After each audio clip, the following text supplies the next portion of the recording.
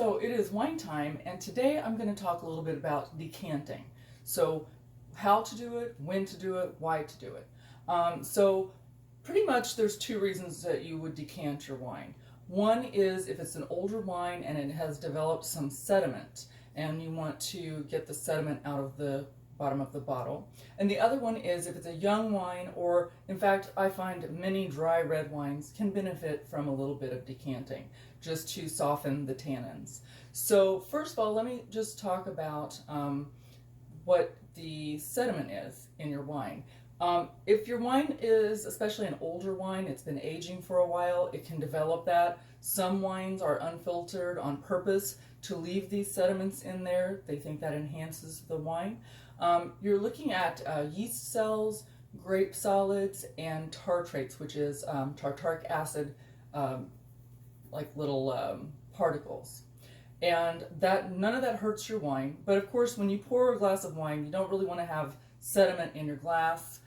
It's just not very appealing. So you would decant in order to get rid of that sediment. So I'll talk about that first, and then I'll talk about the more common reason that you would decant. So first of all, if your wine has been stored properly, it's been on its side, it might have even been upside down, because if you don't have a wine rack, you can certainly use a wine box, and just stand it upside down. But if you've got sediment, you want to make sure that that sediment goes to the bottom before you decant. So you'd want to set your bottle upright, maybe even the day before, just make sure that all of your particles have settled at the bottom of the bottle. Now, also, decanting puts oxygen into your wine, and I'm going to mention that because this wine bottle is filled up to here. So only this much oxygen has been in this bottle the entire time that this wine has been bottled, and it's a 2017 vintage, and it's a really lovely wine. This is a Cabernet Franc, so again, a dry red wine. So when we open up this bottle, like I said, it's been sealed in here now all this time, and you're going to find that there's not been much oxygen getting to the wine, which is good because oxygen is actually wine's friend and wine's enemy. So if it gets too much oxygen, it becomes oxidized, and that will ruin your wine. So that's why once a bottle of wine is open, if you don't drink it right away, it's important to seal it properly so that it does not get oxidized and ruin your wine. So we'll open this bottle and we'll see what's going on here. Now, this bottle does not have sediment in it, so that's not why we're doing this. We're just doing this because it is a dry red, and I think it softens up the wine a little bit. I usually try to get all the capsule off of there before I start my decanting. Now, if you've got sediment that you're trying to decant out of your wine, then you're going to have to pour very slowly into your decanter. Now, this is a pretty common decanter. You just want something that is a large vessel that's bigger than your bottle. So if you have a glass tea pitcher or something, you can certainly use that. It doesn't have to be a fancy schmancy vessel of any kind, but this is just a pretty basic common decanter, not terribly expensive. So this is one option. This is the one I like, and I think it's very pretty too. So if you're having guests over, it looks nice in this. But if you have just a big vase, anything that's big enough and open enough to hold a bottle of wine, so you could use a pitcher if you have a nice big glass pitcher. Now, if I've got sediment, there's a couple things I can do. So when I'm pouring, the ideal thing to do is either light a candle. If you don't have super good lighting, light this candle, or a shorter candle would be better, or set a flashlight under your, like on its end, facing up, because you want to be able to see into the neck of the bottle, and you would want to remove all of this neck material here so that you can see into the neck. And as you are decanting into your decanter, then you're watching for the sediment to arrive into the neck of the bottle, and once that happens, you stop pouring, and then you shouldn't have very much wine left, just probably a few ounces. Now, if that's a little trickier, if you want to make it easy, what you can do is you can just use some kind of a funnel, a sieve, the best thing is usually cheesecloth. So if you drape cheesecloth here and you pour through the cheesecloth, it takes a little time for it to go through, but that will catch really fine particles. Another way to do it is, this is an aerator, and it has a little filter inside of it.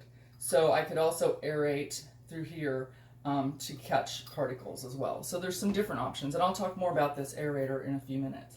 So that's one reason and how you would do it if you've got sediment issues. Sometimes you don't know you have sediment till you get into it, and that's fine too. You can still go ahead and re-decant it or run it through a sieve of some sort to make sure that you catch all of your particles. And like I said, if you pour the glass of wine and it's got particles in it, usually they'll sit at the bottom. You just don't want to drink them. I mean, really, you can drink them. They're not going to hurt you, but they just, I find it unappealing to see that in my glass. So, but also you want the wine to get some more oxygen. So that's why when you pour a glass of wine, and I'm just going to pour a small taste just to get a sample of this. But when you pour a glass of wine, that automatically puts air and oxygen into your wine. So if you pour it really vigorously, you're going to get that oxygen in there anyway. And now I'm going to swirl it, which is another reason why you swirl your wine. So I want you to try sometime just to pour a little wine into your glass and don't swirl it and take a sniff. Then swirl it really vigorously. You don't just want to barely move it. You want to really swirl it and then give it another sniff, and you'll notice a lot more aromas are coming out of it. And that's because you've got the oxygen into the wine, and also because the wine has coated the sides of your glass and really given you a lot more room to catch those aromas. Now, dry red wines have what we call tannins. So when you take a sip, and I'm going to take a sip of this. Okay, so tannins are what you get when you take a sip of wine and it pulls the moisture out of your mouth. So a lot of times what tannins will do, they'll make your gums kind of feel scratchy or dry. Your tongue might feel a little bit dry, and that's tannins.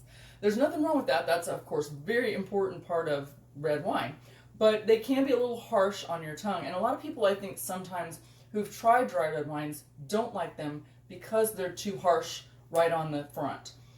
Where if they had been decanted, the harshness softens out and you wouldn't experience that. And so people who've never decanted may not have really taken the full advantage of the qualities in the wine.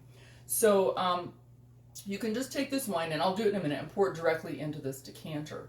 But if you don't want to do that, another way, if you're in a hurry, so let's say, okay, if I'm going to pour this in the decanter, I usually like to let it sort of rest in the decanter for usually 20 minutes to an hour. Usually I average about 20 minutes to half an hour, unless it's a really, a wine that really needs some more time to open up. And sometimes you just decant it for a little bit, taste it again, just pour yourself a small taste, see what you think.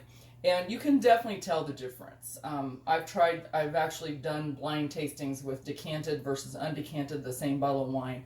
And definitely, I could tell you which one was which without knowing. So it does make a difference. But if you're in a hurry and you don't want to use the decanter because you don't want to wait half an hour or 20 minutes or whatever it might be, you can use these various aerators. Now, this one is probably the best one I've tried, and I'll show you that one in a minute. This is another one. I'm not in love with this one, but it does help a little bit. And you stick that into your bottle, and when you pour it, you got to get it in there good or it'll leak. And when you pour the wine through that, it makes sort of a gurgling noise, and it puts some oxygen into your wine. But this one really doesn't work all that great, and it's a little bit awkward. So the one I like is this. And so you'll see it's got its own little stand, so it's kind of handy dandy. You can leave it sitting around your wine area. But then it's got also the little filter, which adds to the aeration, and I'll pour through this so you can just kind of hear it.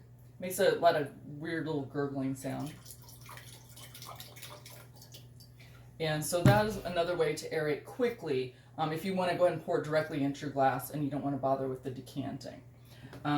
So that's another option. It's not quite as good as the actual decanting, but if you're going to decant, you want to pour it, you want to sort of tilt your decanter and pour it in like this so it really gets a lot of oxygen in it. Okay, so lifts it right up there. And if you're not going to drink the whole bottle, just pour as much as you think. So I just poured about a little more than half because maybe I'm not going to drink this all today. So if that's the case, then you just want to make sure you seal this bottle well, either you can recork it, or there are devices that can pump some air into your wine. And if you haven't seen my video on closures, that one will give you some more tips about that as well.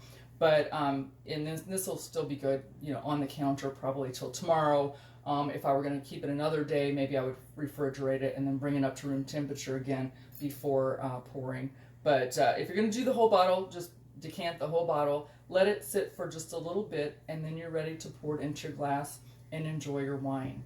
So again, it just softens up the tannins, and maybe if you ever have time and want to try it, do a little experiment with that and see. Now, one thing I do want to advise you also, if you have a decanter, a lot of them have these very narrow, they're shaped weirdly, and the hardest thing is cleaning these. So I do want to mention this on the end here because it's important. When you go to clean your decanter, you don't want to use a lot of soap. In fact, I don't recommend using any soap. You just want to rinse it with really hot water over and over till it rinses clear. If you use a soap detergent, there are some unscented detergents. I think Palmolive is one of the better ones. Use something that's unscented and a very small amount, and then you have to rinse a lot with hot water, because if there's any soap residue in your decanter, it will affect your wine, definitely. Another thing you can do is, if you have one of these decanters with the narrow opening, is they do make tools like this little guy here that will go in there and help you clean out your decanters. So I would say only use some unscented soap on it every so many washings, and the rest of the time just rinse really well with hot water. In fact, a lot of people say rinse outside with hot and inside with cold so that you don't get a fog. But I usually just rinse it really well with hot water most of the time, and just use soap on those occasions. So anyway, that's a little bit about decanting, and I'll cover these topics again more later on. But I hope this gives you some idea of why we do it, when we do it, and how to do it. And you can enjoy your wine a little more, maybe just if you decant it, and that might help you appreciate some of your red wines more if you find the tannins are a little harsh. So it is wine time. Cheers.